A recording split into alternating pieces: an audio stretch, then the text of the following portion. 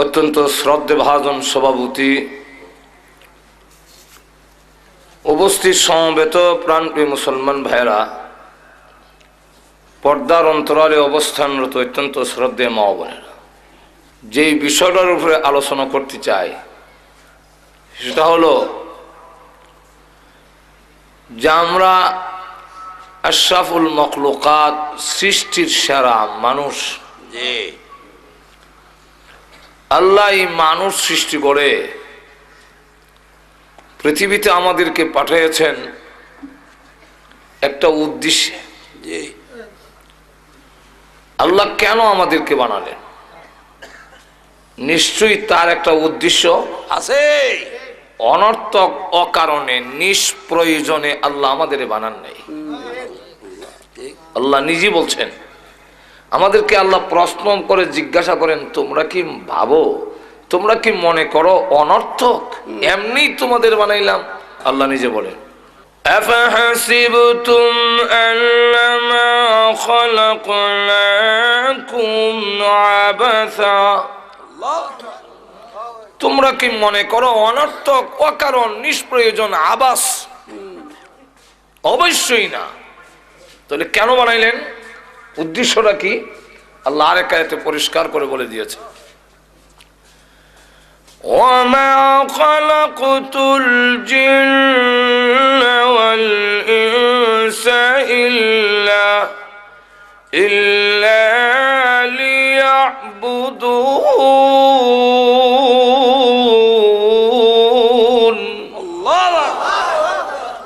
আল্লাহ বলেন, তোমাদেরকে সৃষ্টি করার উদ্দেশ্য হলো তোমরা জীবনের সর্বক্ষেত্রে আমি আল্লাহর ইবাদত করো,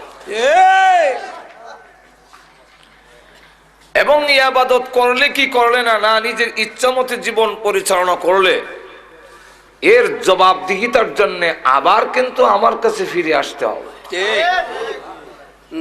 আসতে হবে না এরকম নয়। আল্লাহ এক আয়াতে বলছেন, ইলাইহি তুরজাউন, তোমরা সকলেই তারই দিকে ফিরে যাবে। কোন কোন আয়াতে বলছেন ইলাইহিন নুশুর, তার কাছে গিয়ে আবার তোমরা জমা হবে। আল্লাহ। আর আরেক আয়াতের শেষে বলছেন, এমনটা মনে করো না যে আসতে হবে না। وَأَنَّكُمْ إِلَيْنَا لَا تُرْجَعُونَ।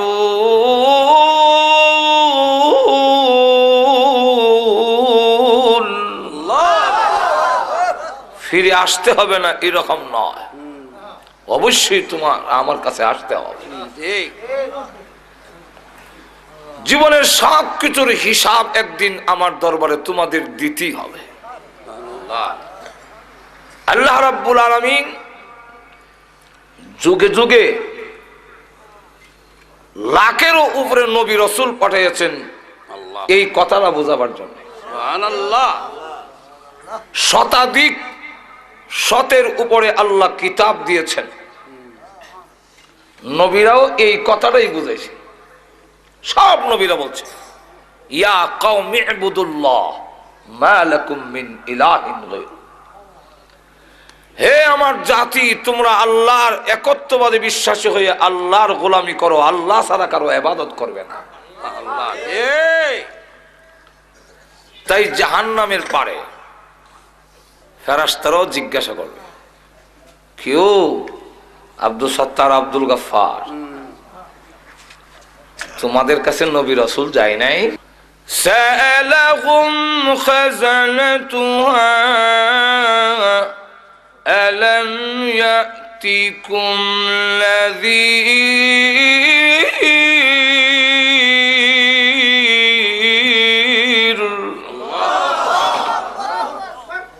তোমরা যে জাহান্নামের পারে আসলে, জীবনে তাফসীর মাহফিল হয়নি তোমাদের? আল্লাহু আকবার। ওয়াজ হয় নাই? এই দুজকের কথা কি শোনো নাই কোনদিন? আল্লাহু আকবার। অস্বীকার করতে পারবেন না। তখন বলবে, ক্বালু বালা قد جاءنا نذير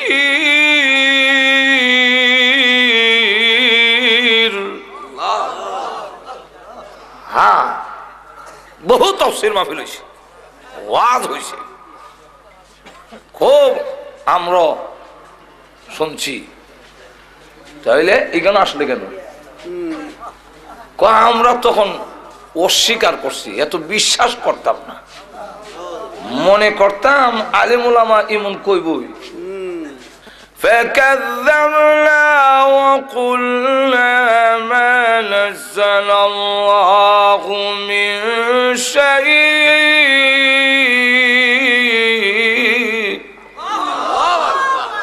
আমরা অস্বীকার করছিলাম ফাকাযযাবনা বুঝলেন নবীরাও যখন কথা বলতেন আমরা কানো আঙ্গুল দিয়ে রাখতাম যেমন কথা কানো নাই আর ফাত্তা দিতাম না وَإِذَا تُتْلَى عَلَيْهِ آيَاتُنَا وَلَّى مُسْتَكْبِرًا كَأَن لَّمْ يَسْمَعْهَا كَأَنَّ فِي أُذُنَيْهِ وَقْرًا فبشره بعذاب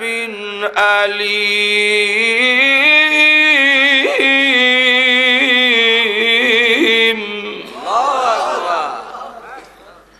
আল্লাহ নবী যখন কোরআন শরীফ শুনাইতেন ওয়াইদা তুতলা আলাইহি আয়াতুনা ওয়াল্লা মুস্তাকবিরা আমরা অহংকার নিয়ে দম্ভ পড়ে ফিরা যাইতাম কাল্লাম ইয়াসমাহা যেমন শুনছি না কান্না ফি উযুনাইহি ওয়াকরা যেমন কানের মধ্যে ডিভা দেওয়া আল্লাহ রাব্বুল আলামিন বলেন ওগো নবীজি তাদেরকে সুসংবাদ দিন সুসংবাদ কের সুসংবাদ আযাবের সুসংবাদ হয় একটু জোরে কর না আল্লাহ রাব্বুল আলামিন কেন বললেন সুসংবাদ আল্লাহ আযাবের ভয়াবহতা বয়ান করার জন্য আল্লাহ বলেন ফাবাশশিরহু বিআযাবিল আলীম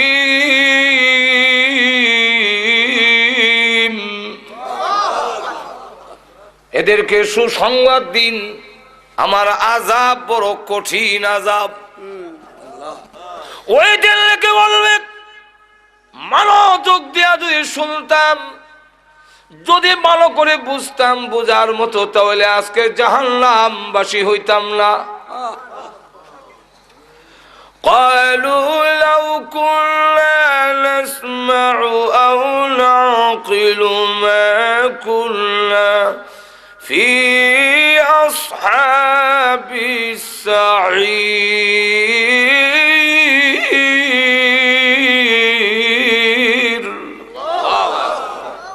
যদি মনোযোগ দিয়ে শুনতাম লাউ কুন্না নাসমাউ মনোযোগ দিয়ে যদি শুনতাম আও নাকিলু ভালো করে যদি অনুধাবন করতাম বুঝতাম যে হুজুর কি বলতেছে কি বুঝাইতে চায় হুজুরে কোন ঠিক কিনা তাহলে হয়তো কি মা কুন্না ফি আসহাবিস সাঈর আজকে জাহান্নামবাসী হইতাম না ওই দিন গুরুত্ব দেই নাই আজকে বুঝছি এখন আল্লাহ পাঠাও এখন পাঠাও ওয়াদা দিন আমার জীবন ওষুধ খেতাম না আর ঘুষ খাবো না আর জিনা করবো না আল্লাহ পাঠাও লিখে রে অন্ত সৌহদি খেলিস ربنا أبصرنا وسمعنا فارجعنا نعمل صالحا إنا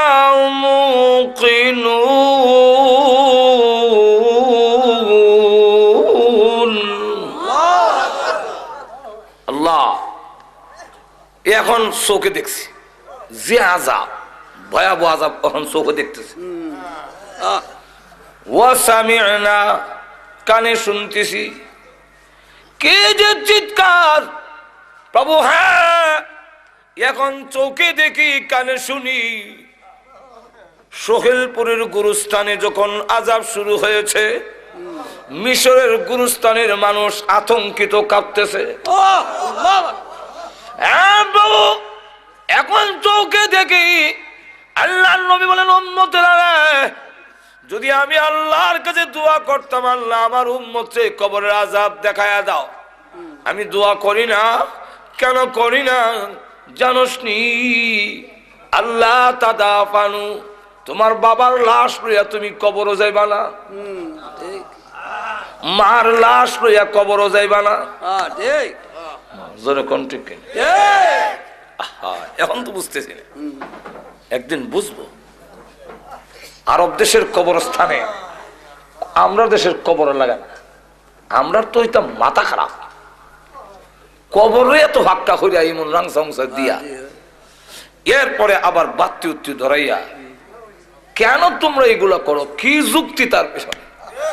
মাজরে কণ্ঠে খেনে আল্লাহর রাসূল জানায়া দিয়েছেন, তুমি যদি একটা সিঙ্গারা খাও, মসজিদে দিলে যে সোয়াব, এর চাইতে বেশি সোয়াব আল্লাহ তোমার আমলনামায় দিত।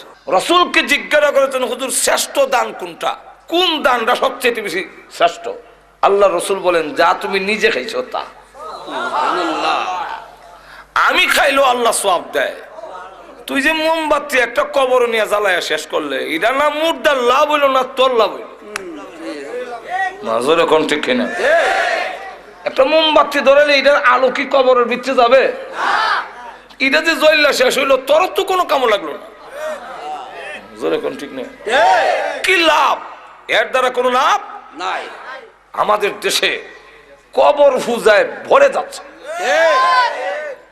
আর এক একটা কবরস্থান মাজার রেসিদা গুনার আড্ডাখানা বানাইছে। ওনারা কি কম জান না? খরমপুর এখানে ডেকে দেখা যায়, ও ভাই কে আছো নিশাখুর, সব চলো খরমপুর। নিশাখুর রে ডাহে গুনার কাজে লিপ্ত হয়ে গেছো। যার মদিনা জান্নাতুল বাকির মধ্যে 10,000 সাহাবী শুয়ে আছেন, কোনো বাতি নাই, কোনো ফাঁকা নাই। কবর হইছে না যায় না। খাদিজাতুল কুবরা রাদিয়াল্লাহু আনহার কবর জিয়ারত করে আইছি। দেখলাম তো এখানে কোনো উরুসও নাই, কোনো বাতিও নাই। বড় ধরে কোন ঠিক কিনা? আর আমরা দেশের মাথা খারাপ। শয়তান এক একটা গুনার আড্ডাখানা জমাইছে, গাঞ্জা খাওয়ার, জুয়া খেলার, নারী পুরুষ একত্রিত হইয়া গুনার কাজ করার এক একটা আড্ডাখানা জমাইছে। আরব দেশের কবর বোঝা যায় না। এক লোক একটু উষা জায়গা দেখে এখানে মাথা রেখে তিনি ঘুমাইয়াছেন। আরব দেশের লোকেরা মাটিতে ঘুমাইয়া থাকে, কারণ কাঙ্কর কাপড়ও লাগে না। ফতোয়া রাহিমিয়ার মধ্যে লেখেন, যেই মাত্র মাথা রেখে ঘুমাইছে, এমনি শুনে কানের নিচে আওয়াজ হয়, রাবতিক তোর মাথা উঠাক, তোর মাথার চাপে আমার কষ্ট হয়, তুই আমার বুকের উপরে মাথা দিলি কেন? যদি তুই আমার কবরের হালাত জানতি, জিন্দেগিতে তোর কোনদিন ঘুম আসতো না। আমি হারে হারে টার পাই, কিন্তু এখন আমল করার সুযোগ নাই। আমল করলেও লাভ হবে না। না লাভ হবে না। এক আল্লাহর ওলির কবরের পাশে দিয়া যায় একজন লোক, শুনে সূরা মুলকের তেলাওয়াত শোনা যায়। সুবহানাল্লাহ সুবহানাল্লাহ মারছে, এমনি শুনে কবরের ভিতর থেকে আওয়াজ আসছে, রাবতিক। আমি একবার দুইবার নয়, আল্লাহর কোরআন শরীফ এই কবরে 5000 বার খতম করেছি।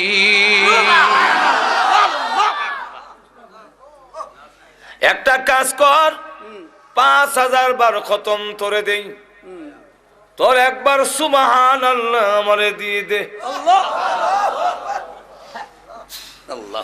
কারণ জানোস নি কিয়ামত পর্যন্ত কোরআন শরীফ পড়লেও তোর একবার সুবহানাল্লাহর সমান সওয়াব আমার হবে না। সুবহানাল্লাহ আল্লাহ।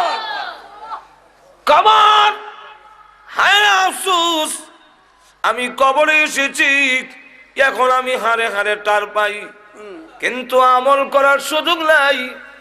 তোমাদের আমল করার সুযোগ আছে, কিন্তু গাফেল হইয়া তোমরা বসে আছো। ঠিক কিনা? কবরের আযাব যদি দেখতে, নবী বলেন আমি দেখি। সাহাবীরা নবীর কথায় এই জন্যে, তারা তো অনেক নবীর দৃশ্য ডাইরেক্ট দেখেছেন, এজন্য খাদিজাতুল কুবরা রাদিয়াল্লাহু আনহা কাঁদলেন।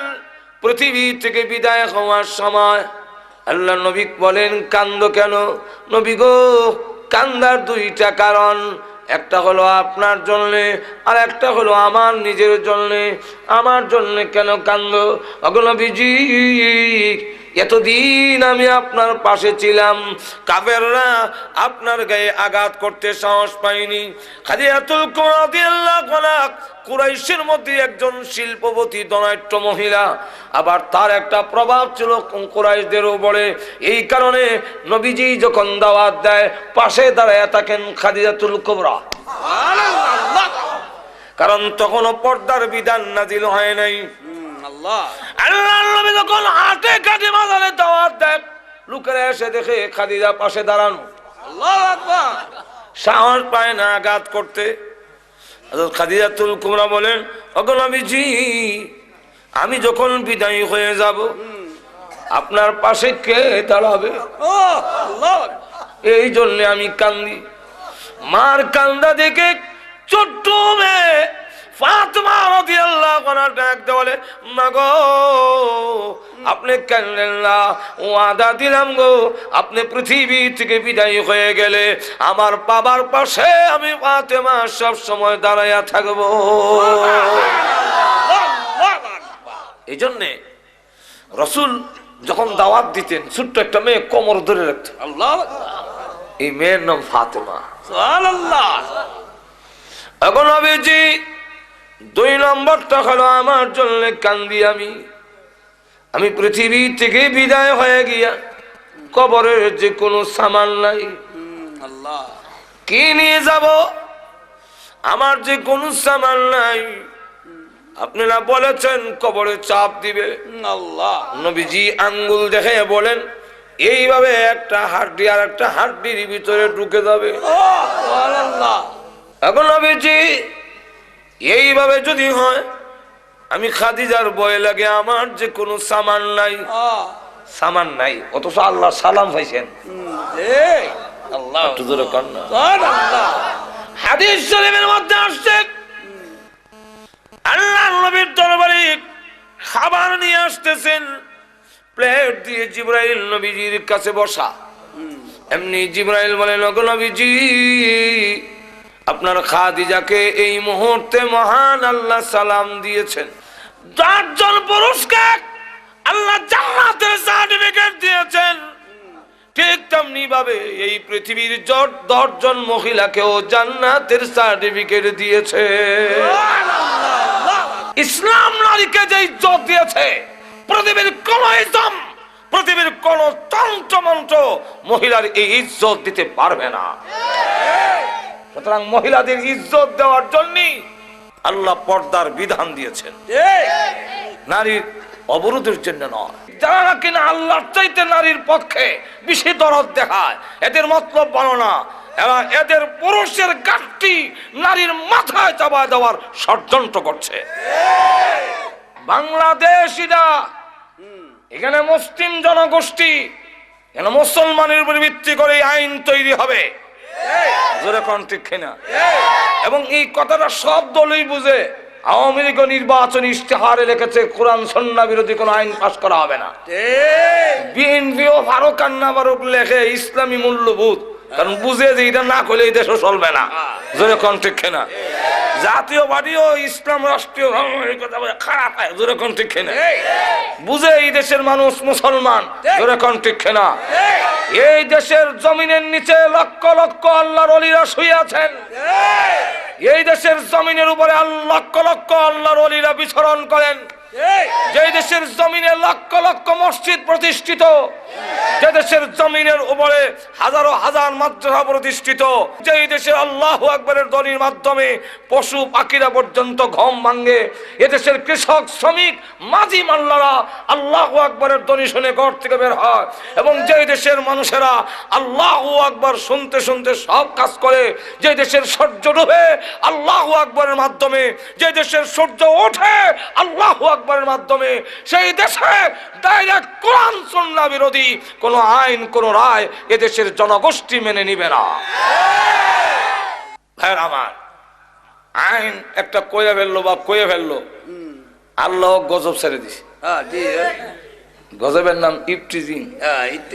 আমি দেশ আইতে না আইতে দেখি, এটা বুঝি না ব্যাপারও দেখি ইফটিজিং, ইফটিজার কানো ধরে বটনি লইছে। ইফটিজিং কিতা এটা মুখে দয়া অন্তত 20 বার আমি মস্ক করছি। ইফটিজিং ইফটিজিং নাইলে মোদায় নতুন শব্দ তো না বলে, এরপরে শব্দটার অর্থ বুঝতেও বড় কষ্ট হয়েছে। ইফটিজিং এটা কিতা, এটার বাংলাটা হলো নারীদেরকে উত্তক্ত করা। আল্লাহ গজব ছেড়ে দিছে। তোমরা না বলছিলে জরুরি না, তখন সামলাও, এখন কয় বটনি লও, 6 মাসের জেল 4 মাসের জেল। বটনি লয় ঠিকই, কিন্তু আবার ঠিকই করে, কারণ এইভাবে আইন দিয়ে 6 মাস না 6 বছরের জেল দিয়েও ইফটিজিং থেকে নারীদেরকে রক্ষা করা যাবে না। বিলাই নাকের আগায় সুটকি লটকাইয়া যদি আইন দেওয়া হয়, এই বিড়াল সুটকি যদি খাস তাহলে 50টা বেদ। বিলাই কইব ইজাতের আইন আমার ঠেঙ্গো মানে, বরং যে এই আইন দিছে হেরে 50টা দাও। কেন সে অত তার রাখে, আমার নাকের আগার সুটকি লটকাইয়া গন্ধ লাগে আর আমি সুটকি খেতাম না। ফাইলার মধ্যে রেখা ফাইলার ভিতরে এরপরে ডাকনা দিয়া যদি কয় এই বিড়াল ডাকনা ফালাইয়া খেলে 50টা বেদ, তাহলে এটা মানা যায়। জোরে কোন ঠিক না? ঠিক তেমনি ভাবে তরুণী এবং যুবতীরা স্নো পাউডার আলতা আল খাতরা লাগাইয়া, উষা জুতা ভিন্দা, টাইট ফিট পোশাক পরে, চুলের মধ্যে শ্যাম্পু দিয়া এমন লালাইয়া যুবকদের এবং তরুণদের নাকের ডগার সামনে দিয়ে আইব আর যাইব। আর আপনারা বলবেন ইফটিজিং করো না, এদেশের যুবকরা ঠেঙ্গো এই জাতের আইন মানবে না। যদি এই দেশের যুবকদেরকে আইন মানাইতে হয়, ইফটিজিং থেকে যদি নারীদেরকে রক্ষা করতে হয়, তাহলে একটি মাত্র পথ, সেটা হলো হেজাব পর্দার বিধান কায়েম করতে হবে। কিছু কিছু জিনিস আছে মজ্জাগত, জন্মগত, যেমন আপনি ঘুমোতে যদি কপাল না খাদ্য হয় আত্রে কন লাগে বলে আমার নাক টাকা দিয়ে দেয়, দেখবেন অটোমেটিক না যায়। আমার মুখের মধ্যে তেঁতুল দিয়া যদি আপনাদের সামনে জিব্বা নাড়ায়, আপনাদের জিব্বার মধ্যে অটোমেটিক পানি নিয়ত করা লাগবে না। যেরকম ঠিক কিনা? তো এই যে যদি হয় আল্লাহু আকবার, অটোমেটিক আপনার জিব্বার মধ্যে পানি উঠবে, পীর হোক আউলিয়া হোক। যেরকম ঠিক না? এমপি হোক মন্ত্রী হোক, সবার জিব্বার মধ্যে পানি উঠবে কি উঠবে না? যদি কেউ কয় আমার উঠে না, এটার 2টা অর্থ। একটা অর্থ হইলো হে লম্পট, উঠে স্বীকার করে না, বাটফার। আর আরেকটা হইলো যে হের জিব্বা দোষ। ঠিক তেমনি হবে নারী দেখলে পুরুষের হাত যাবেই, এটা জন্মগত। আর তো জোরে কন্যা, আদম আলাইহিস সালামের বুকের বাঁকা হাড়টির থেকে হাওয়া আলাইহিস সালামকে যখন সৃষ্টি করলেন, উনি ঘুমাচ্ছিলেন, ঘুম থেকে উঠতে দেখে একজন মহিলার কাছে বসা, তখন দেখা যায় হাত অটোমেটিক যায়। আল্লাহ বলেন হাত সামলাও, হাত সামলাও, বিয়া হরাই দিল। শেষে আল্লাহ নিজে খুতবা পড়ে মোহরের দেওয়ার মাধ্যমে আল্লাহ নিজে দুজনের মধ্যে বিয়ে হরাই দিল। তাহলে বোঝা গেল আদম আলাইহিস সালামের যদি যায় আদম সন্তানেরও যাবে। কি বলেন ঠিক না? সুতরাং এই নারীদেরকে যদি পুরুষের দরার থেকে রক্ষা করতে হয় তাহলে পর্দা লাগবে, হেজাব লাগবে, পার্টিশন লাগবে, আর না হয় রক্ষা করা যাবে না। অপরদিকে যারা পর্দার বিধান উঠাই দিতে চায় এদের উদ্দেশ্য হইল আমাদের সমাজ থেকে বিয়ার প্রথাটা উঠে নিত, তখন আর বিয়া থাকতো না, খালি খালি ফ্রেন্ডশিপ থাকবো। ফ্রেন্ডশিপ, গার্লফ্রেন্ড বয়ফ্রেন্ড, আঙ্গুল ধরে ধরে আড়াআড়ি, আর কিছু ঠিক ইউরোপ বানাইতে চায়। আমি আমেরিকার একটা স্টেট আছে, এটার নাম হলো মিশিগান। এটা হইলো আমেরিকার এক বর্ডার, তার পাশের রাষ্ট্র হইলো কানাডা, মাঝখানে একটা নদী। তো নদীর পরে হাঁটতে গেলাম আমরা কয়েকজন, তো আমরা তো হাঁটতেছি, তসবিহ পড়তেছি, সুবহানাল্লাহ, সুবহানাল্লাহ, ডাইনিমামে চাই না, চাইলে তুই বিহত ইয়ার পরও দু তিনজন ওই ব্রেঞ্চের মধ্যে বসা আমাদের কাছে দৌড় দেখে আছে, গায়ে তোমরা যে এইভাবে একা একা ঘুরতেছো, তোমাদের কি গার্লফ্রেন্ড নাই? গার্লফ্রেন্ড আমরা বুঝেনি কেন? হ্যাঁ, মহিলা মহিলা বন্ধু নাই। তখন আমরা তার বুঝাইতে চেষ্টা করলাম যে ইসলামে এইভাবে বিবাহের আগে যুবতীদের হাত ধরে আঠা, এটা ইসলামে অ্যালাউড না, এটা ইসলাম গ্রহণ করে না। তো আমাদের সমাজেও যারা চায় এরকম করতে, তখন আর বিয়া থাকবে কই? থাকতো না, আর যখন থাকবে না। এক কলেজের দেওয়ালের মধ্যে লেখা, হে কুমার তুমি বিয়াতে রাজি হও না কেন? বিয়াতে রাজি হও না করে কোন বাটফারা জানে, নিচে আরেক লাইন লিখে দেওয়া গেছে যে সস্তায় যেখানে দুধ পাওয়া যায় গায়ে ফালে কে। এটার অর্থ বুঝছেন না আপনারা? সস্তায় যদি দুধ পাওয়া যায়, গায়ের গোবর ফালাও, গায়ে ভালো ঘাস খাওয়াও, এই বুঝা কান্দ কোনো নেওয়ার দরকার আছে? তো যেখানে নারী পুরুষ অবাধে চলাফেরা থাকবে, যথায় তথায় পাওয়া যায়, পর্দা নাই, আঙ্গুল দূরে হাঁটতে পারে, গিয়ে ঘুরতে পারে, বাগানে ঘুরে, শ্বাসটলে ঘুরে, অফিসে ঘুরে, সেখানে এই সব কাম তো এর যতই শেষ, তাহলে হ্যাঁ আর বিয়া করে এই মহিলার দায় দায়িত্ব নিতে চাবে না। আছে কোনো থাকবে না, বিয়ার প্রয়োজন নাই। লক্ষ্য করে দেখেন আমাদের সমাজে তো এরকম কিছু হয়েছে, এখন ঠিক না? কলা সুলাইয়া বেচলে কাস্টমার বাড়বো, একবারে সোলপুর বাজারে কলা সুলাইয়া কাস্টমার বাড়বে। এখন সুলাইয়া যখন বসে আর কিছুক্ষণ পরে দেখে যে যখন রস পড়তেছে, এই রসের গন্ধ হয়ে এখন মাছে জমছে, তাও ভালো মাছি না, পেশাবখানা যে বয় কালা কালা মাছি ভ্যান ভ্যান করতেছে, কথা বুঝছেন?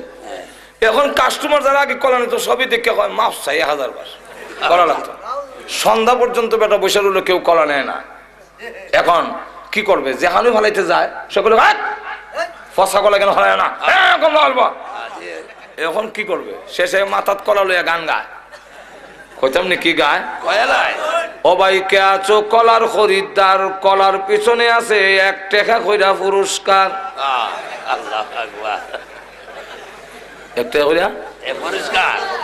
দুই যুবক ব্রিজে বইয়া কই মন আশ্চর্য কলাওয়ালা তো দেখছি, কলার পিছে মিলে 1 টাকা করে পুরস্কার। চল আমরা দুইজনে 2 আলি কলা লইলাই, তাহলে 60 টাকা তুই, আমি 60 টাকা, 8 টাকা কলা, এটা তো হলাই দিই মনে কথা। এখন এরা গিয়া 2 হালি কলা লইছে, এটা কি কলার আকর্ষণে না টাকার লোভে? কলার দাম আছে, কলা তুই তো হলাই দিব। ঠিক তেমনি হবে আমরাও মাথাত খুব বুদ্ধি দিয়েছে, মনে করলাম সুলাইয়া বেপর্দা দিলে মনে হয় কাস্টমার বাড়বো। এখন অবস্থা এরকম হয়েছে, মেয়ের বাবা গান গায়, ও ভাই কে আছো আমার মেয়ের খরিদ্দার, মেয়ের পিছনে আছে হুন্ডা পুরস্কার। ও ভাই কে আছো আমার মেয়ের খরিদ্দার, মেয়ের পিছনে আছে ফ্রিজ পুরস্কার। যুবকরা কয় বিয়া করার তো ইচ্ছা আসিল না, বুঝা নিতাম আসলাম না, মোটর সাইকেল তেমন একটা হওয়া যায়, 4 একটা করে লাই তাহলে এবার বলেন হেকিম মেয়ে লোকের আকর্ষণে বিয়ে করছে না হুন্ডার লোভে? এর কাছে হুন্ডার দাম আছে, বউর দাম নাই। যেরকম ঠিক কিনা? আমি এর জন্য বলতেছিলাম পুরুষদেরকে আল্লাহ যেমন 10 জন পুরুষকে জান্নাতের সার্টিফিকেট দিয়েছেন, ঠিক তেমনি ভাবে 10 জন মহিলাকে দুনিয়াতে জান্নাতের সার্টিফিকেট দিয়েছেন। এর মধ্যে একজন খাদিজাতুল কুবরা রাদিয়াল্লাহু আনহা, ওনাকে আল্লাহর নবীর মাধ্যমে জিবরাইল বলেন, ওগো নবীজি আপনার খাদিজাকে মহান আল্লাহ এই মুহূর্তে সালাম দিয়েছেন এবং ঘোষণা দিয়েছেন আল্লাহর তৈরি জান্নাত ওয়াজিব হয়ে গিয়েছে। কিন্তু ইয়ার পরেও বলে যে কবরের কোনো সামান নাই। আর আমাদের হালত কি? ও মুসলমান, আমাদের অবস্থা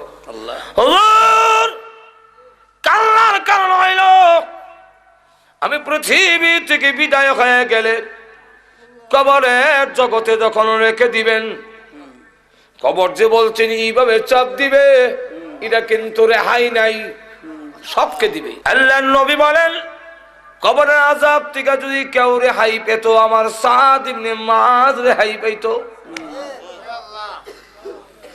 খাদিজাতুল কুবরা রাদিয়াল্লাহু আনহা বলেন, ওগো নবীজি আপনার ব্যবহারের একটা কাপড় আমার কাফনের ভিতরে দিবেন কিনা?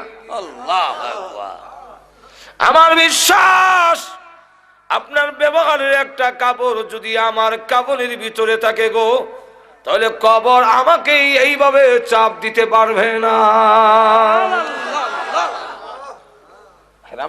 ওই কবরের আযাব যেদিন দেখবো, ওই দিন আমরা তখন বলবো আল্লাহ এখন চোখে দেখছি, কানে শুনছি, এখন সুহিলপুর পাঠাও। ওই ভাড়ে তো চলবো, সোলপুর যে ভাড়ে তো এটা কোরআন আসেনি, কোরআনের ডাইরেক্ট আয়াত নাই, কিন্তু অর্থের ভিতরে সুহিলপুর আছে। কোরআন ফারজিনা, যেখান থেকে আসছি সেখানে পাঠাও। বেটা যদি সোলপুর থেকে গিয়া থাকে গাটুরার কথা কইতো না। ফারজিনা পাঠায়া দাও। কি করবি? নামাল সালিহা, নেক আমল করব। এখন করবি কেন, আগে করলে না? আগে মনে করছিলাম সত্য হতে পারে মিথ্যা হতে পারে, মোল্লারা এরম বলবেই, এখন তো দেখে লইছি।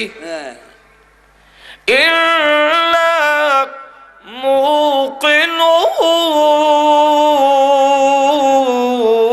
মুকিনুন, এখন দৃঢ় বিশ্বাসী হইছি। যখন ঠিক কিনা? তাই আল্লাহ রাব্বুল আলামিন এই পৃথিবীতে আমাদেরকে পাঠাইছেন তার গোলামি করার জন্য, আবার আল্লাহর দরবারে আমাদের ফিরে যেতেই। আর একটু জোরে কন না, মনে আছে তো আপনারা? আরো জোরে কন আছে। আল্লাহ রাব্বুল আলামিন তাই বলেন, ও মানুষ তোমাদেরকে আল্লাহ আমি আল্লাহ বানাইলাম ইবাদতের জন্য, আর তামাম পৃথিবী যা আছে সবগুলো তোমাদের জন্য আমি আল্লাহ বানাইছি। আমাদেরকে আল্লাহ রাব্বুল আলামিন সৃষ্টি করেছেন তার ইবাদতের জন্য। আর আল্লাহ রাব্বুল আলামিন বলেন যে তোমাদেরকে ইবাদতের জন্য সৃষ্টি করেছি, তাই সবচেয়ে বেশি ইজ্জত আর সম্মান এবং সুন্দর বানায়া তোমাদের সৃষ্টি করলাম। লক্ষ্য করে দেখেন আল্লাহ বলেন এমন সুন্দর তেলনা অন্ধকারের ভিতরে, তোমার মার পেটের ভিতরে 3টা অন্ধকার, এখানে আমি আল্লাহ তোমারে বানাইছি। তোমরা যদি অন্ধকারের মধ্যে কোনো জিনিস বানাও সুন্দর হবে না। চোখ যেখানে লাগাইবার কথা অন্ধকারের মধ্যে আতাইয়া, পরে দেখা যায় ফিসেদা লাগাই দিলে। আল্লাহ রাব্বুল আলামিন বলেন কোরআনে, يخلقكم في بطون أمهاتكم خلقا من بعد خلق في ظلمات 3।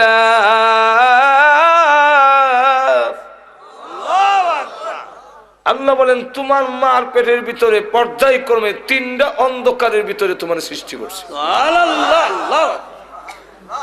মানুষ, সবকিছু তোমাদের জন্য, আমি আল্লাহ সব তোমাদের জন্য আয়োজন করেছি। এই জমিন বানাইছি তোমাদের বিছনার জন্য, আমি আল্লাহ বিছনা বানাইয়া দিয়েছি। আরো জোরে কোন কে বানাইছেন? আল্লাহ। আরো জোরে কোন আল্লাহ। বৈশা রয়েছেন যে আল্লাহ বলেন জমিনকে অনুগত করে দিয়েছি তোমাদের জন্য, আর আমি আল্লাহ জমিনকে জানাই দিছি কোনো শব্দ করবা না। আমার বান্দা জিনা করবে, মদ খাবে, গাঞ্জা খাইব, তোমার উপর বইয়া আড্ডা মারবে, তাস খেলাবে, নাচবে, তুমি কিন্তু কিচ্ছু করো না, তারে সহ্য করে কান্দ লই রেখো, কারণ তারে বানাইছি আমার ইবাদতের জন্য। আর তুই জোরে কর না, তোর জবান বন্ধ, তুই চিল্লাই কইস না এই জিনা করে রে, তাহলে কিন্তু আমার বন্ধু আটকে যাবে। আবার যখন তওবা করবে আমি আল্লাহ মাফ করে দেব। আল্লাহ কোরআনে বলছে ওয়াল্লাযী জাআলা লাকুমুল আরদা যালুলা ফামশু ফি মানাকিবিহা। আল্লাহ রাব্বুল আলামিন বলেন এই জমিনকে আমি আল্লাহ তোমাদের অনুগত বানাইয়া দিয়েছি, তার কাদের উপর দিয়ে তুমি চলাফেরা করো, কোনো কথা বলে না। তুমি যতই অন্যায় করো কোনো কয় না, কুদাল দিয়ে কুইরা, লাঙ্গল দিয়ে উল্লায়া হাল্লায়া, কোনো কথা বলে না। রে দুনিয়ার মানুষ, তোমার যখন মিয়াদ চলে যাবে, ইবাদত করলে না, আমি আল্লাহর গোলামি করলে না, ওই দিন আমি আল্লাহ জবান খুলে দিব জমিনের, তোমার জীবনের সব গুনাহগুলো জমিন তখন হেডলাইনে বলতে থাকবে। কোরআন শরীফ আছে, বলবো ইযা যুলজিলাতিল আরদু জিলজালাহা وأخرجت الأرض أثقالها وقال الإنسان ما لها يومئذ تحدث أخبارها بأن ربك أوحى لها।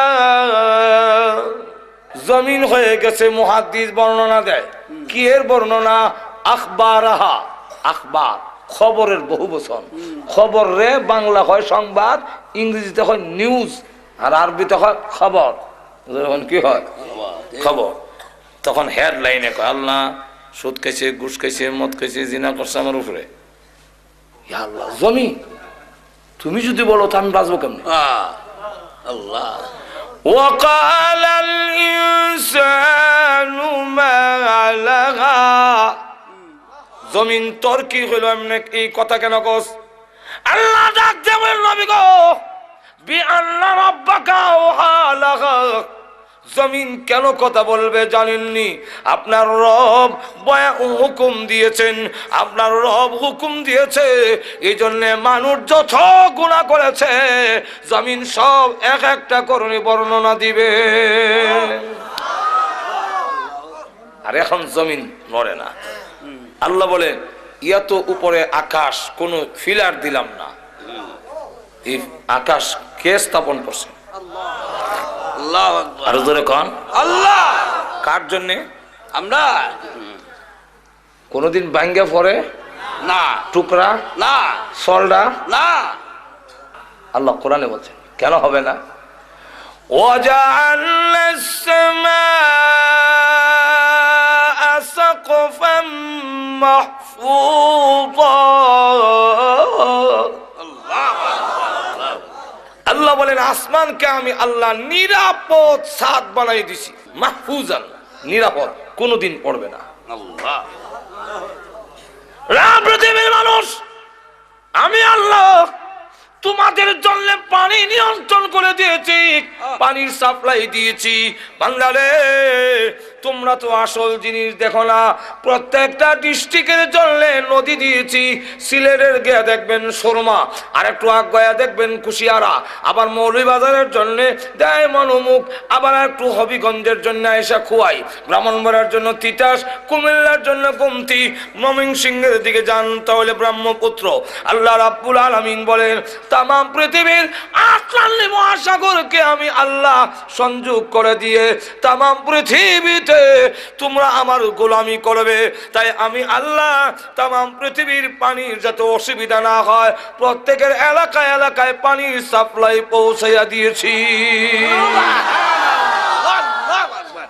দুবাই থেকে বিমান ওঠে, কোন জায়গায় বিমান আছে টেলিভিশন একটা আছে, বিমানটা কই আছে কই যায় দেখা যায়, কোন জায়গাত গেছে দেখায় বিমানে। আটলান্টিক মহাসাগর 14 ঘন্টা বিমান চলে, তথাপি ওই সাগর পাড়ি দিতে পারে না। আটলান্টিক মহাসাগর সবগুলার সাথে যোগাযোগ রেখে পানি পৌঁছাইয়া দিলাম খালে বিলে। তোর ক্ষেত দিবে, তোমার কাজে লাগাবে, ফসল করবে, আমি আল্লাহর গোলামি করবে। বান্দারে আমি আল্লাহ পানির সাপ্লাই দিয়েছি।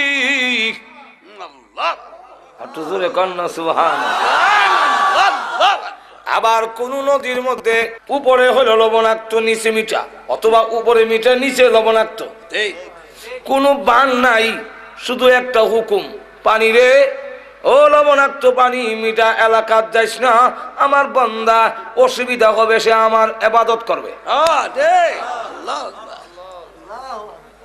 এখন দে ওয়াজালা বাইনাল বাহরাইনি হাজিজা, মাঝখানে একটা পার্টিশন, শুধু অর্ডার। আমি নিজে নেমে দুই ফানির এক কানা করার লেগে চেষ্টা করি, ধাক্কা দেই ইজিকে যায়, আবার জায়গাতে জোরে এখন আল্লাহু আকবার। ও মানুষ নিমক হারাম, এরপরে যদি অবাধ্য হও, এরপরে যদি আমার গোলামি না করো, এরপরে যদি গান বাজনায় লিপ্ত হও, এরপরে সৎ কাজে লিপ্ত হও, কঠোর শাস্তির ব্যবস্থা আছে। এখন লক্ষ্য করে দেখেন, মিঠা পানি লবণাক্ত পানি, মিঠা পানি রাখছেন আমরা খাইবার লেগে, আর লবণাক্ত পানি কেন? তাফসীর কিতাবে লেখেন লবণাক্ত পানির কারণ হইল ওই যে কুত্তা বিলাই গরু ছাগল মরে, লাশ মানুষ পচা গুল্লা যায়, নদীটা ভাসায় নেয়, নিয়ে লবণাক্ত পানির মধ্যে এটা ঢুকাইয়া তার প্রয়োজনটাকে নষ্ট করে দেয়, যাতে আবহাওয়া দূষিত না হয়। নাহলে আবহাওয়া সাপের বিষ, ফনলার বিষ, কুত্তার বিষ, তোগুলো বিষ, আবহাওয়া বিষাক্ত হইয়া তোর না খেতে যাইব, গিয়া সব পাশ নষ্ট হয়ে যাবে। তোদের সবগুলো ঠিক রাখার জন্য তুই না আমার গোলামি করবি, তুই না আমার সাজদা দিবি। ও নিমক খারাপ মন্দা মাজরে কোন ঠিক কিনা, তুই যে আমার সাজদা দিবি আমি তোর সব আয়োজন করে রাখছি। وجعل خلالها أنهارا وجعل بين البحرين حاجزا أإله مع الله।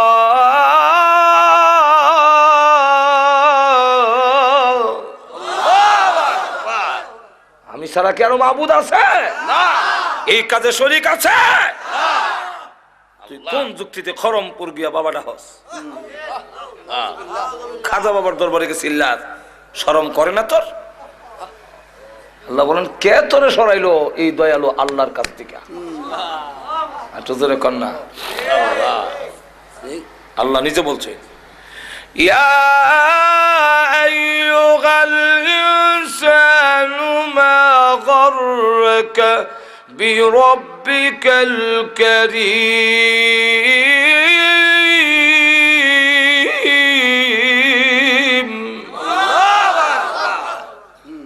ও দুনিয়ার মানুষ, তোকে কোন জিনিসে, কোন বস্তু দাতা রবের কাছ থেকে তোরে সরাইলো? যিনি দাতা, দানশীল আল্লাহ। এত দান করলেন যিনি, তার কাছ থেকে তোরে কে নিল? বান্ডারি মাজরে কোন ঠিক বাবা, বান্ডারি লাইন সারা চলে না রেলগাড়ি। তুই এখানে গেলে গে, তুমি কেন বলো বাবা তোমার দরবারে কেউ ফিরে না খালিয়াতে? তোর তো বলার দরকার ছিল বলেছিল আল্লাহ তোমার দরবারে কেউ ফিরে না খালি হাতে। ঠিক কিনা? এই আয়াতের ব্যাখ্যায় লেখেন ইয়াহইয়া ইবনে মাআজ রাহমাতুল্লাহ আলাইহি এত বড় বক্তা ছিলেন যে ওনার ওয়াজে প্রতিদিনই 10, 20, 30, 40 জন পর্যন্ত মানুষ কলজা বেটে মারা যেত। সেই আল্লাহর ওলি তিনি বলেন হাসরের দিন যদি আল্লাহ আমার জিগায় কিসে তোমারে আমি দয়ালু দাতার থেকে সরাইল, আমি তখন কইয়া দাঁড়াম তোমার দয়ায়। আল্লাহ তোমার দয়া মায়া আমার নষ্ট করছে। এটা কেমনে? এটা বুঝতে হইলে আগে বুঝেন, অনেক সন্তান কিন্তু মার দয়াডারে ফুজি করে নষ্ট হয়। ঠিক বুঝছেন ব্যাপারটা? হে মাদ্রাসা থেকে মার কাছে গরম ভাত খায়, আমার হানি ভাত দেয়। মার দয়া মায়া বেশি তো কপুত্রে আর যাবার দরকার নাই। আসলে কিন্তু আর হানি ভাত দেয় না। এই কথাটা কোয়ার উদ্দেশ্য হইল এ নষ্ট হইতো জোরে কোন ঠিক কিনা? মার দয়া মায়াটারে পুঁজি কইরা অনেক সন্তান নষ্ট হয়। এই এমনি মাছ বুঝাইতে চাচ্ছেন আল্লাহ তুমি তো রহমান দয়া করছো আমারে, আর আমি দয়াটা বুঝতে না হইরা নষ্ট হয়েছি। কিভাবে? রমজান মাসে দিনের বেলা ডালের বেলা নিয়ে মুখ দেয়, এই সময় যদি ঠাস করে তুললে ফেরেশতা সর মারতো, আর জাগা পেশাব পায়খানা করে জিন্দিগিতে আর কোনদিন ডালের বড়া খাইতো না কেউ। কিন্তু আল্লাহ করছেন দয়া, হ্যাঁ কিতা হইছে কিনা? ভালো হইছে না নষ্ট হইছে? ঘুমাইছে। যদি ঘুম থেকে আমরা ফজর নামাজ পড়ে উঠে গিয়ে দেখতাম যে যারা যারা ফজর নামাজ পড়ছে না ফেরেশতারা জোড়া যারা যা আসে সব ছুড়ে লিছে। একটা মানুষও নামাজ না হইয়া ঘুমাইতো। অন্তত 20 বার গিয়া আমার ইমাম সাহেবের মুয়াজ্জিনরা কইলো নামাজের টাইম হইছে নি হুজুর? প্রভু তুমি করেছ দয়া, আর আমি হয়ে গেছি নষ্ট।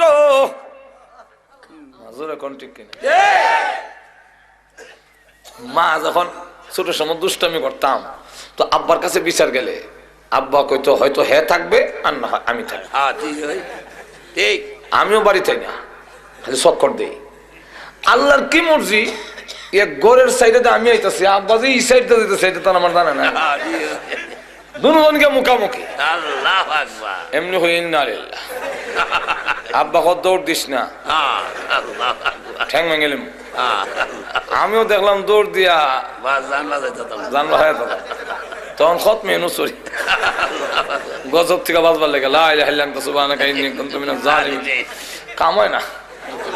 আব্বা দৌড়ে বাড়িতে নিছে নিয়ে একটা লাঠি লইছে, লাঠি এখন উপর দিকে উঠেছে, এখন আমার শুরু হইব আজাব না দিলইব। এমনি সিলি মারতাম, মারে গো মা। মার দয়া মায়েরা বেশি না কম? মা এমনি দৌড় দিয়ে সন্তান আর লাঠির মাঝখানে ডুইকা যায়। ডুইকা তখন বলে মায়ের না গো আর দুষ্টামি করবে না।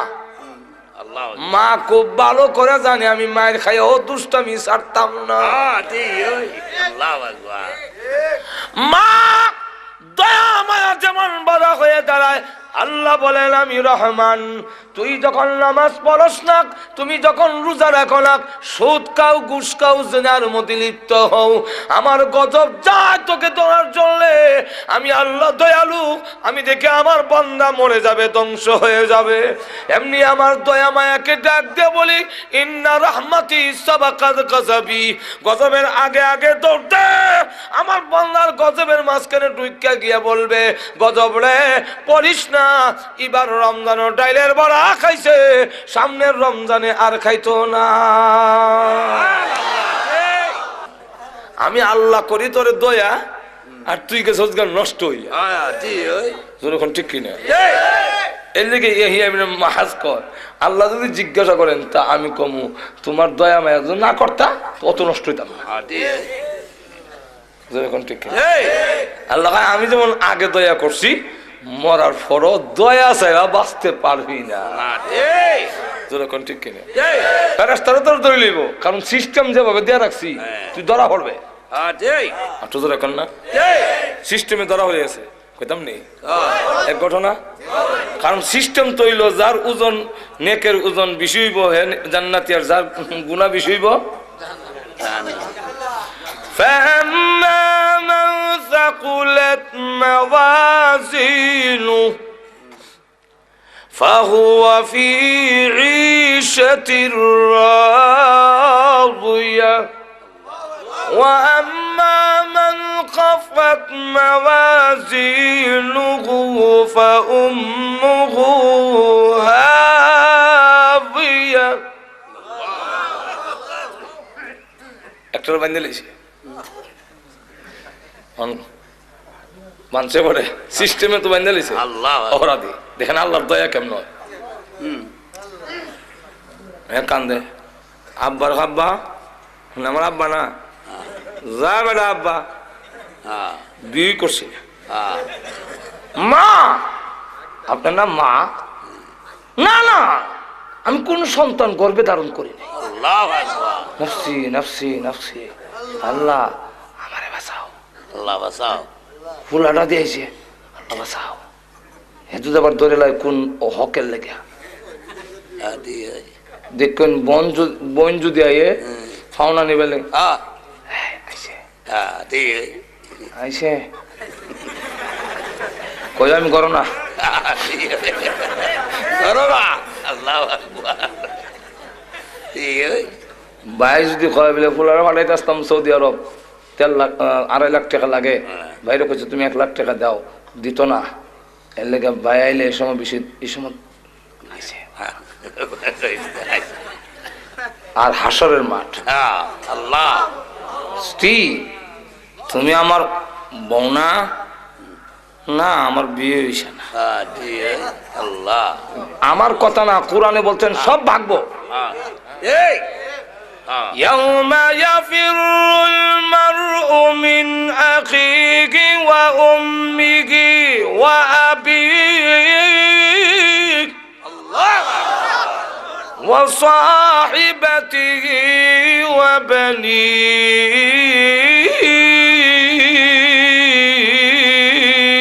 আল্লাহ আকবার সব খালি ভাগে কেউ কারো পরিচয় দেয় না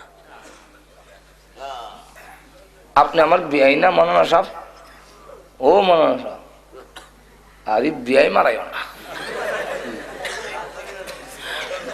নফসি নফসি নফসি হুজুর আপনি না আমার পেশা আপনার কাছে মুড়ি দিছিলাম না ফির কইস না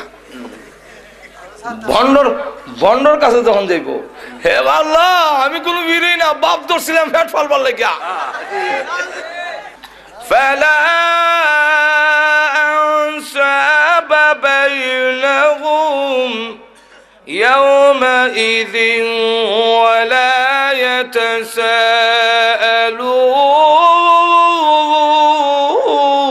يتساءلون فلا أنساب بينهم কোনো আত্মীয়তার কাজ হইতো না আল্লাহ প্রভু গো তোমার দয়া মায়া পায়া নষ্ট হয়েছে গুনাহ করেছি কেউ পরিচয় দেয় না আল্লাহর অর্ডার এই ফেরেশতারা তো নিয়মে বেঁধে লেছে আল্লাহ আপনি নিয়ম দিছেন নিয়মে ধরছি হ্যাঁ ঠিক ওই তো এই দিকটা নিয়ে ওই রাস্তা দিয়ে ফেলাইবা যে রাস্তা দিয়ে নিয়ে যাবে লেগে আল্লাহ অর্ডার দিছেন দেখেন আল্লাহ কি কেরাসমা লাগায় ওই রাস্তার মধ্যে একটা লোক একজন আল্লাহর ওলি ব্রাহ্মণবাড়িয়ার বড় হুজুরের মতো আল্লাহ উনার সাথে সে একদিন শহরে মরুভূমির শহরে গেছে আল্লাহ আকবার হুজুরের পানি শেষ গলা শুকাইয়া গলা কাটা মুরগির লাগান কইরা সাইটানি আরম্ভ হইছে হনার বাস্ত না সুবহানাল্লাহ কিন্তু তার কাছে পানি আছে আল্লাহ আকবার সে কয় এখন যদি পানি উনারে দেলাই তো সামনে তো আমারও বিপদ হওয়ার সম্ভাবনা আছে আছে আবার কয় একজন আল্লাহওয়ালা লোক বড় হুজুরের মতো অলির লোক মারা যাইব আল্লাহ তোমার উপরে ভরসা আল্লাহ আকবার তুমি আমার পিপাসা লাগাইও না হ্যাঁ দেলাই তোমার ইমানদারে মায়া সুবহানাল্লাহ আল্লাহ আকবার দিলাইছে হুজুর আল্লাহ হুজুর পানি পান করিয়া, হাদিস শরীফের ঘটনা, পানি পান করে যখন সুস্থ হইয়া দুজন মরুভূমি পার হইয়া এসে পড়ছে, আর কোনো অসুবিধা হয়েছে না। সুবহানাল্লাহ। ওই লোকটাকে আল্লাহ টিকিট দিয়েছেন বেহেশতের, সুবহানাল্লাহ। দিয়া বলছেন ওই অলিকে যে তুমি লাইনে দাঁড়াও, কারণ বেহেশতে যাবার সিস্টেম হইলো লাইনে যেতে। সুবহানাল্লাহ। বড় হুজুর ফখরে বাঙ্গাল আল্লাহওয়ালাদের দল না হইয়া জান্নাতে যেতে পারবেন না। আপনি একা একা পণ্ডিত হইলে কাজ হইতো না। জান্নাতে যাওয়ার সিস্টেম আল্লাহওয়ালা হয়ে যেতে। ঠিক। আমার কথা না, আল্লাহ কোরআনে বলছেন। বলবো আয়াত, ফাদখুলি ফি ইবাদি ওয়াদখুলি জান্নাতি।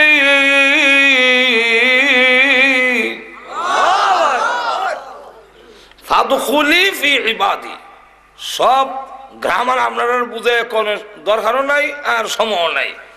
ফাদখুলি ফি ইবাদি, আমার প্রিয় বান্দাদের ভিতরে, ফি ভিতরে ঢুকো, ওয়াদখুলি ফি জান্নাতি, ফি নাই কেন, এখানে ফি নাই, ওয়াদখুলি ফি জান্নাতি, এভাবে না, ফাদখুলি ফি ইবাদি ওয়াদখুলি জান্নাতি, জান্নাতি কবার সময় ফি লাগাইছে না। সুবহানাল্লাহ।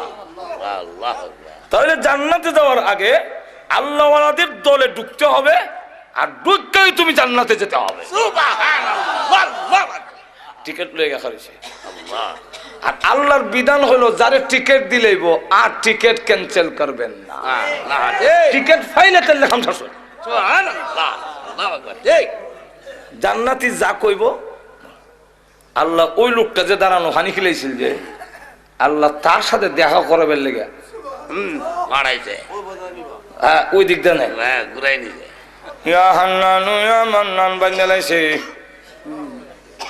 ইয়া হান্নানু ইয়া মান্নান, জাহান্নামে যাই গো আল্লাহ। তুমি না রহমান, আল্লাহ। তোমার দয়া মায়া ছাড়া বাঁচবার উপায় নাই। কোন সময় ভানি খিলাইছিল, অত বড় বিপদের সময় তো মন তাহার কথা।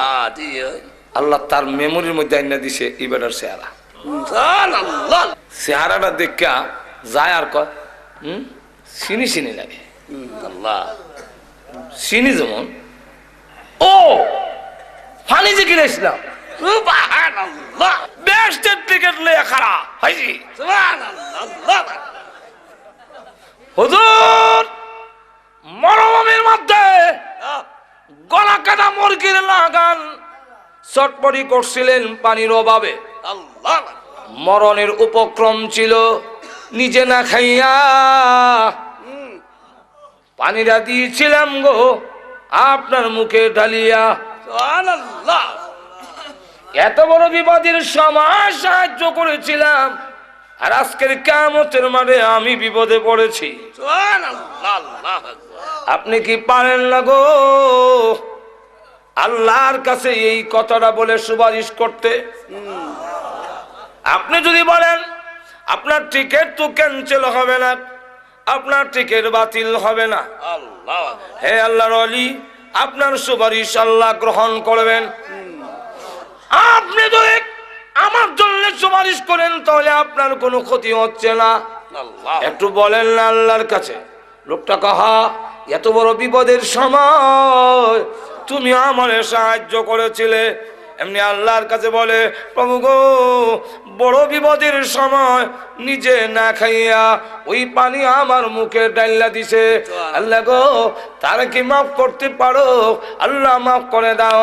আল্লাহ ডাকতে বলেন এই কথাটা বলার জন্যই নিয়েছি রে আল্লাহ, আমার দয়া মায়ার কিঞ্চিত মাত্র তোমাদের অন্তরে দিয়েছি, এতে যদি এরা তো দয়া লাগলো তোমার বিপদের সময় নিজে পানি পান না করে তোমার মুখে ঢেলে দিয়েছে, এতটুকু যদি দয়া করতে পারলো, আমি তো রহমান, আমি রহিম, আমি আল্লাহ কি পারি না রে বিপদের সময় তোদের প্রতি দয়া করতে? জানে বাংলা ওই নে কামলটাকে উসিলা করে আজকের কিয়ামতের মাঠে আমি আল্লাহ তোর জিন্দগির গুনাহ মাফ করে দিলাম। আল্লাহর দয়া মায়া ছাড়া বাঁচার কোনো উপায় নাই। আল্লাহ দুনিয়া তো আল্লাহ করছে দয়া, আর আমরা গেছি গিয়ে বিগড়াইয়া। দয়া করছিল পথে আইতাম, উল্টে গেছি। এখন ঠিক না? এখন আসুন পানির কথা দিয়ে বলতেছিলাম, মনে আছে না আপনারা? লবণাক্ত পানি আর মিঠা পানি। হ্যাঁ, আমার লক্ষ্য করে দেখেন আল্লাহ বলেন পানি আবার বান্দারে তোমরা আমার ইবাদত করবে, গোলামি করবে, এই কারণে মিঠা পানি উঠাই না, লবণাক্ত পানি রাখে আকাশে নিয়ে যাই,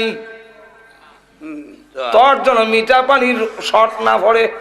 আল্লাহ লবণাক্ত পানি বাষ্প করে আসমানে নিয়ে আবার এই লবণাক্ত পানি তোর জমিনে ছাড়ি না। সূরা ওয়াকিয়ার মধ্যে আল্লাহ বলেন যদি লবণাক্ত পানি ছেড়ে দিতাম তোমার ধান গাছের শুধু ডাডা দাঁড়ায়া থাকতো, ধান থাকবে না, ঘাম থাকবে না, শরীর থাকবে না, তোমার ফসল জলে ছাই খায় হয়ে যাবে লবণাক্ত পানির কারণে। আমি আল্লাহ আকাশে নিয়ে রিপেয়ারিং করে মিঠা পানিটা আসমানে নিয়ে যাই, ময়লাটা দিয়ে মেঘমালা বানাইয়া এই মেঘমালাকে ছিদ্র করি, ঝর্ণার মতো ছিদ্র করে তার উপরে মিকাইলকে বসাই, মিকাইলের হাতে চাবুক দেই, নূরের একটা লাঠি দেই, দিয়া বলি এটা চালাইয়া সুইলপুরের মাঠে নিয়ে যাও। মাঠে নিয়ে যায়, চাবুক মারে, নূরের লাঠি যখন গুড়ায়, এটাই হলো দিনের জিলকি। আমি আল্লাহ এর মাধ্যমে তোর জমিনে সার নাজিল করি।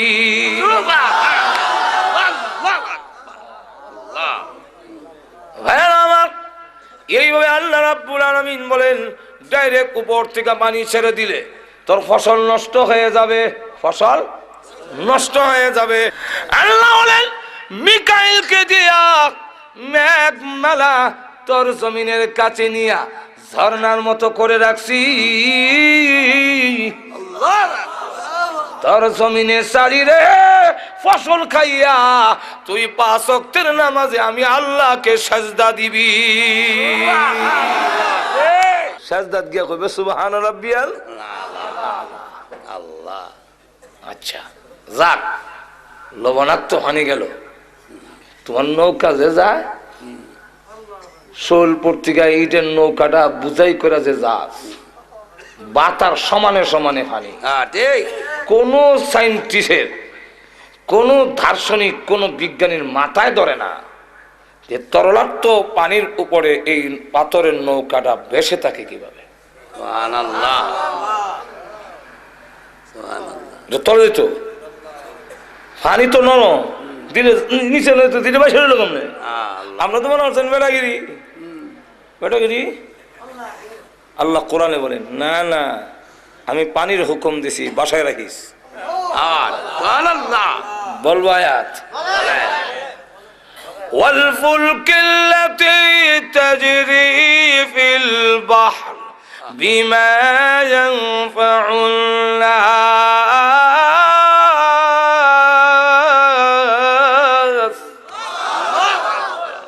তোর নিত্য প্রয়োজনীয় জিনিসগুলো পানির উপর দিয়ে ফুলক, ফুলক মানে কিস্তি, নৌকা, লঞ্চ, জাহাজ। আল্লাহ বলেন তাজরিফিল বাহর, বাহর মানে নদী, সাগর। আল্লাহ বলেন এর উপর দিয়ে আমি চালাই, বিমা ইয়ানফাউন নাস, তোর নিত্য প্রয়োজনীয় জিনিসগুলো পৌঁছাবার জন্য পানিকে আমি নোটিশ দিয়ে রাখছি। আল্লাহ আমি যদি ডুবাইয়া দেই তোমার আমেরিকা চাচা রক্ষা করতে পারবে। বলবো আয়াত, আল্লাহ বলে وَإِن نَّشَأْ نُغْرِقْهُمْ فَلَا صَرِيخَ لَهُمْ وَلَا هُمْ يُنقِذُونَ।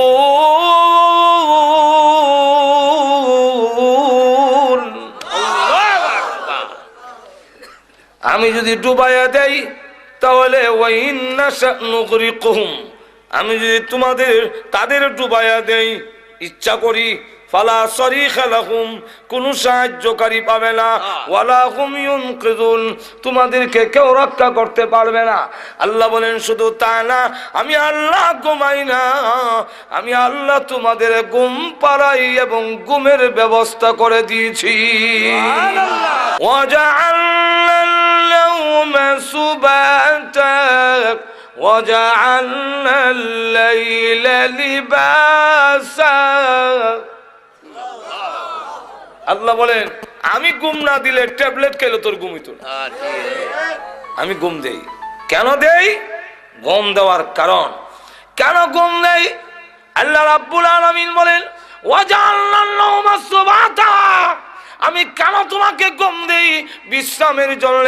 সারাদিন তুই ইট ভাড়াত কাজ করে, সারাদিন মাটি কেটে, সারাদিন ঠেলা গাড়ি ঠেলে, সারাদিন রিক্সা চালাইয়া, আরে বান্দা তুই যখন ক্লান্ত শ্রান্ত হয়ে যাস, দোকানদারি ব্যবসা বাণিজ্য করে শরীর যখন দুর্বল হয়ে পড়ে, আমি আল্লাহ তোর ঘুম পাড়াই। তুমি যখন 7 ঘন্টা 8 ঘন্টা ঘুমাও, ঘুম থেকে উঠলে দেখা যায় সারাদিনের ক্লান্তিটা ঘুমের মাধ্যমে আমি আল্লাহ দূর করে দেই। বিশ্রামের মাধ্যমে আমি আল্লাহ তোমার সেই ক্লান্তিটা দূর করে দেই, ঘুম আমি দেই।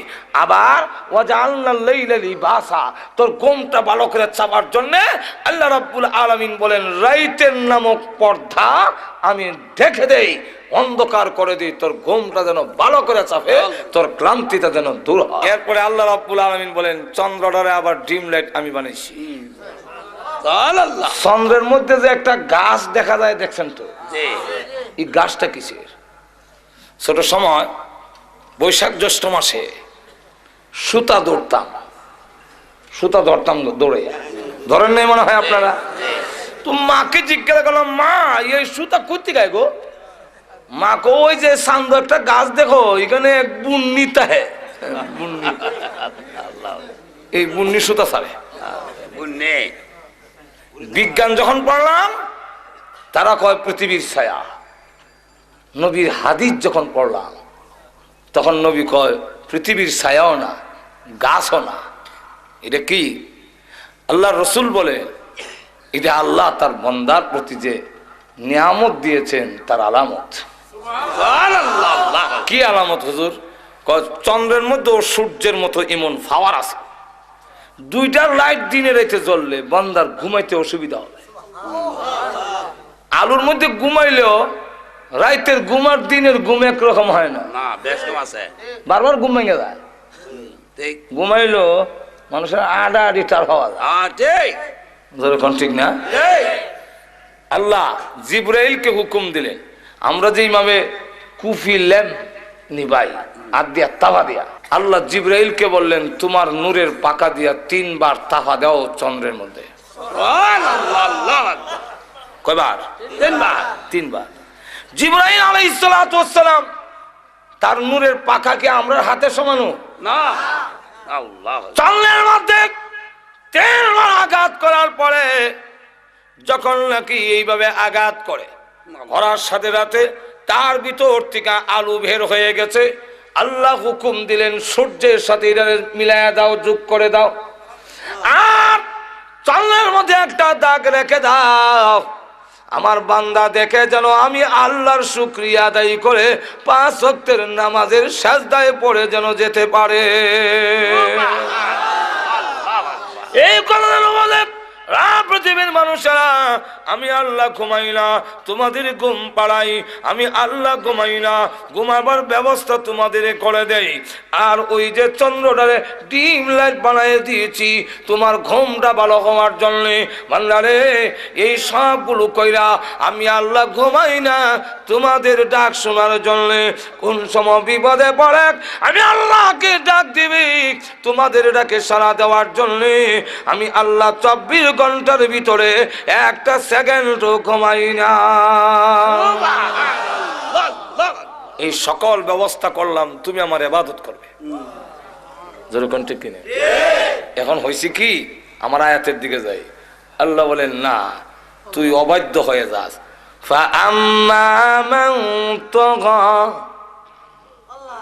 যারা অবাধ্য হয়ে যায়, সার্কাস অবাধ্য, وآثر الحياة الدنيا وآثر الحياة الدنيا, এত কিছু নিয়ামত দেওয়ার পরও যে আমার অবাধ্য হয়ে যায়, সীমা লঙ্ঘনকারী হয়, আর দুনিয়ার জীবনটাকে অগ্রাধিকার দেয়। ফাইনাল জাহিমা হিয়াল মাওয়া, তার ঠিকানা হবে জাহান্নাম। যখন কোন জায়গায়? কোন জায়গায়? এখন আপনারাই বলে, এতগুলো নিয়ামত দেওয়ার পরে, এত ব্যবস্থা করার পরেও যদি তার অবাধ্য হয়, তার কথা না মানে, তার গোলামি না করে, তার ঠিকানা জাহান্নামে হওয়া উচিত কিনা? আর একটু জোরে কও। আল্লাহ বলে, ওয়া আম্মা মান খাফা মাকাম রাব্বিহি ওয়া নাহান নাফসা আনিল হাওয়া, আর যেই ব্যক্তি আমার সামনে দাঁড়াইতে হবে, আমি যে বলেছি কে গোলামি করলো কে করলো না, জবাবদিহিতার জন্য আমার কাছে আসতে হবে, এই দরজার ভিতরে আছে ওয়ানাহান নাফসা আনিল হাওয়া, তার চাহিদা, কুপ্রবৃত্তি, যে চাহিদাটা, ওইটাকে যদি বিরত রাখে, আমি আল্লাহর সামনে দাঁড়ায় জবাবদিহি করতে হবে, এই ভয়ের কারণে যদি পিরায় রাখতে পারে, আল্লাহ বলেন ফাইনাল জান্নাতা হিয়াল মাওয়া, তার ঠিকানা হবে, তার ঠিকানা হবে জান্নাতে। জোরে কোন জায়গায়? আর বিস্তারিত আলোচনা করতে গেলে অনেক লম্বা। আল্লাহ রাব্বুল আলামিন আমাদের সকলকে আল্লাহর ফরমাবরদার, অনুগত হওয়ার, আল্লাহর ইবাদত আর গোলামি করার মন মানসিকতা এবং তৌফিক যেন আল্লাহ আমাদের দান করেন। সকলে জোরে সোরে বলেন আমিন।